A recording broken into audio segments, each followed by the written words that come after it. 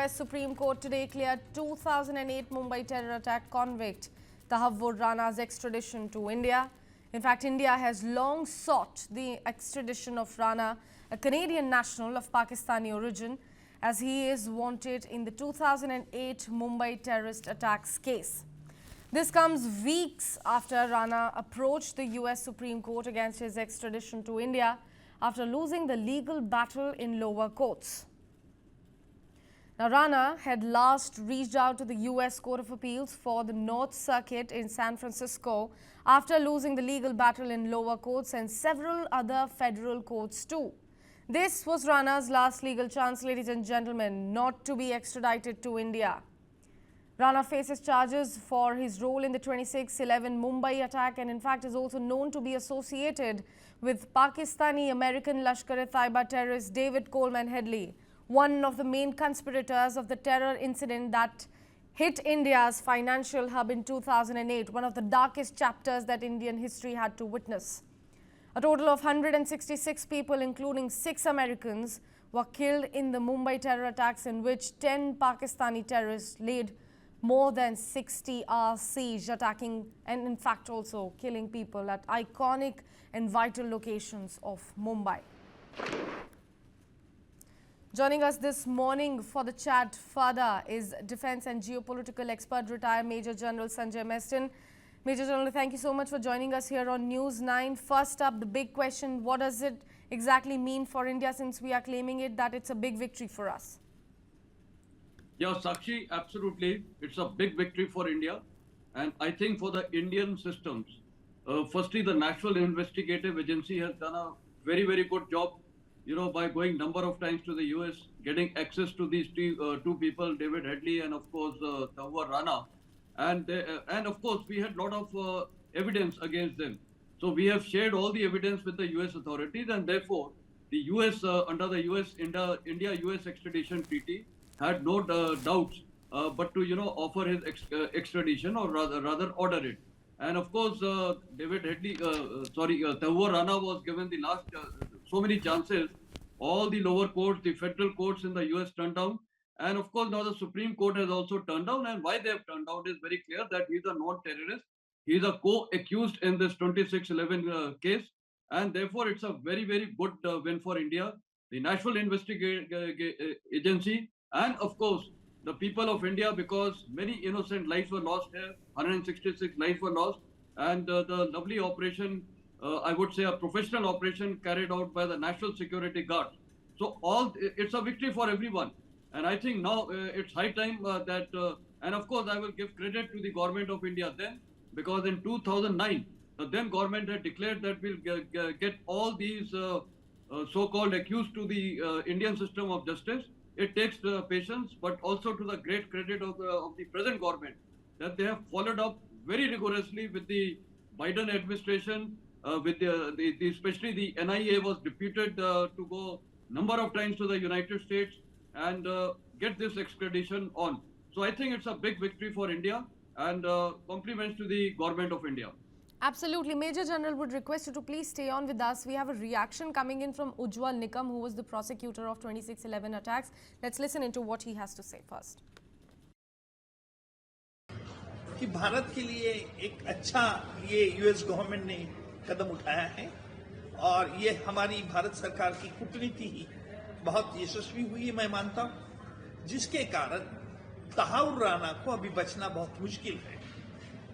मैं ये भी मानता हूं कि तहावुर राना को एक्स्ट्राडिट करने के बाद ऐसे कुछ संगीन राज खुलने वाले हैं, जिसके आधार पर पाकिस्तान की आर्मी के अधिकारी और पाकिस्तान में किस तरह से साजिश हुई थी 26/11 की, और किन लोगों ने इसको अंजाम देने के लिए क्या क्या मदद की, इसके बहुत बारे में बहुत जानकारी मिल सकती है।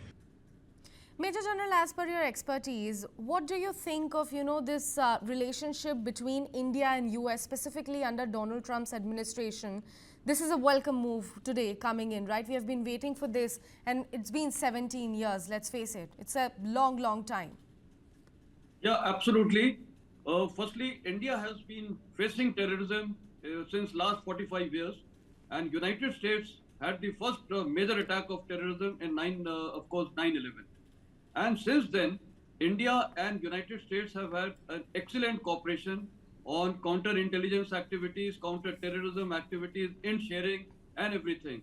So I think it is extremely creditable that the United States also, way back in 2009, arrested this David Hadley, and thereafter he was the one who nailed Tahur Rana. So I think the United States systems have also done exceedingly well to get these two culprits, and they were given the imprisonment. Of course, he was given 14 years of imprisonment, Tahur Rana, now which is over. And after this completion of his imprisonment there, he'll be extradited to India. And of course, David Headley, I think if I'm not wrong, he's been given about 50 years. And they have allowed, the United States system has allowed the NIA to even go and meet these two people and get all evidence. So I think it's a very good thing for both the United States and India. Now coming on to Trump administration, I think why I give this background is that whether it is Democrats or Republicans, they have now realized that they are facing international terrorism, and therefore President Trump, rightfully so, has gone for this anti-immigration policy, and he's taken very firm measures. Because if the US system had not permitted such kind of people to say, take citizenship by either of Canada or of United States, both of them, one of them was a US citizen and the other a Canadian citizen, both of Pakistan origin, they had not done any detailed checks. So this is again a very, very good aspect of what President Trump is doing, anti-immigration, and it goes even for India. I think we need to be very firm, whatever is happening on the Bangladesh border, this immigration has to be seized forthwith, and we have to be very stern.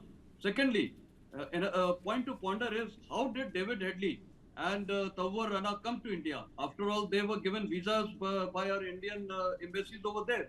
So that also has to be a matter of concern, that whenever we grant visa to anyone, we must do detailed background checks.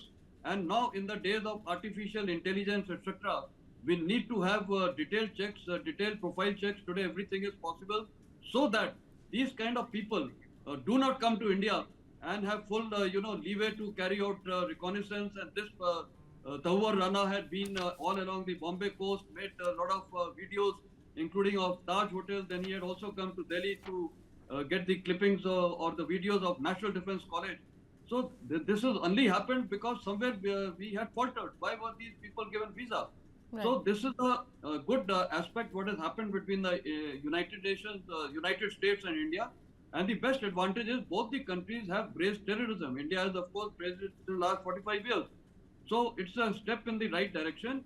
And another point, if I can add, is today with this extradition, I think we will now get lot of factual aspects about the role of Pakistan Army, the ISI, and of course the LET.